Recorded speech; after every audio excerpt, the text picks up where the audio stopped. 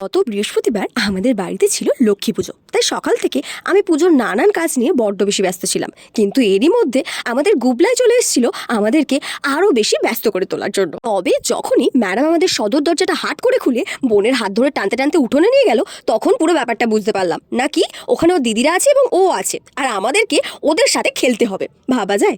এরপর বাড়ি এসে আবারও পুজোর কাজে হাত লাগালাম। এরপর ঠাকুরমশাই এলেন এবং পুজো শুরু হলো। আর আরতির তাপ নেওয়ার পর আমাদের পুজো সমাপ্ত হলো। এরপর বিকেল হতে আমি আকাশের দিকে তাকিয়ে হাঁ করে একটা রকেট যা দেখছিলাম। ঠিক তখনই দিদি আমাকে ডাক দিয়ে মনে করালো আজকে আমাদের একটা স্পেশাল জায়গায় যেতে হবে। আমি ছোটবেলাতে এত বেশি শান্ত ছিলাম যে বাবা যতবারই নপুর গড়িয়ে দিয়েছে, না হয় সেটা হারিয়ে ফেলেছি, না হয় সেটাকে কেটে ফেলেছি। তাই এই বড় বয়সে এসে সেই ছোট্টবেলার শখটাকে পূরণ করার ইচ্ছা ছিল। সেই কারণে চলে গিয়েছিলাম একটা সোনার দোকানে একটা রূপোর নপুর গড়াতে। সেখানে গিয়ে আমাদের একটা নপুর বড্ড বেশি পছন্দ হয়ে গেছিল, তাই কিছু টাকার বিনিময়ে জিনিসটাকে নিজের সম্পত্তি বানিয়ে বাড়ি নিয়ে চলে আসি।